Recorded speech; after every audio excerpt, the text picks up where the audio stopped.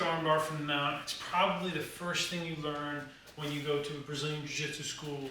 It's so effective for self-defense, but it also teaches a lot of great concepts that you're going to revisit as you progress through the art. So we start off in mount, which is one of the most dominant positions in Brazilian Jiu-Jitsu. One of the reasons why it's so dominant is because here, Sheamus can't punch me.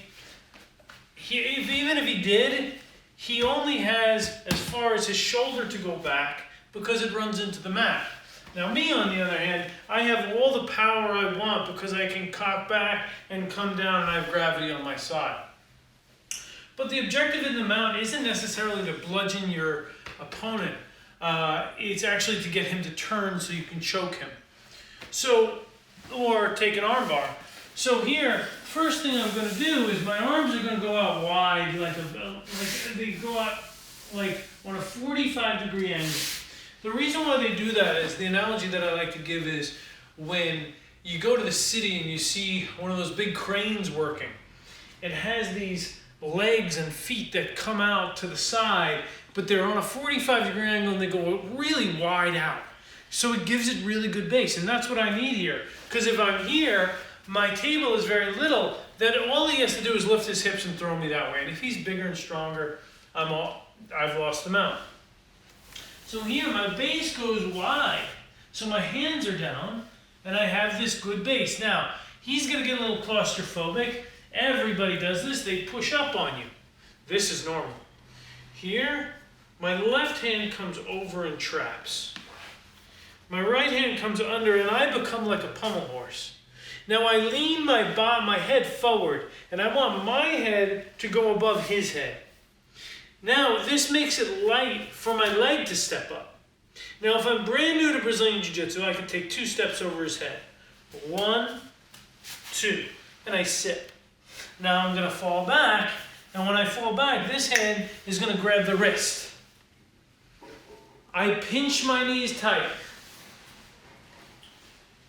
Both hands go to the wrist, thumb faces the ceiling. That's my mantra checklist that I run through. Pinch my knees, both hands to the wrist, thumb faces the ceiling. Now I elevate my hips and I pull down, he taps, I let go. Now to make this into a drill, I kick my legs over this way. So now we're laying the same direction. My right leg cuts across his belt so I can mount again. I don't loop it over, right? If I loop it over, he's going to grab my leg and half guard. So I cut it across his belly. Now my hands are down. He pushes. I trap. I step up. If I'm new to Jiu-Jitsu, I take 2 steps. 1, 2, right next to his ear. Sit. Right hand grabs the wrist. Then as I fall back, pinch my knees. Both hands to the wrist. Thumb faces the ceiling. Now I'm going to kick my legs back, and I can do this over. Now I'm going to show you, once you get adept at what we just did. He pushes.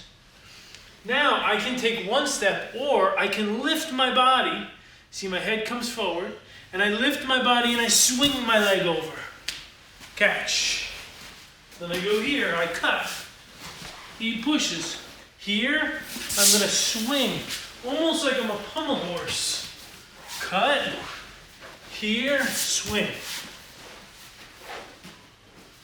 And I can put this on a loop where I start to get pretty sensitive at the top.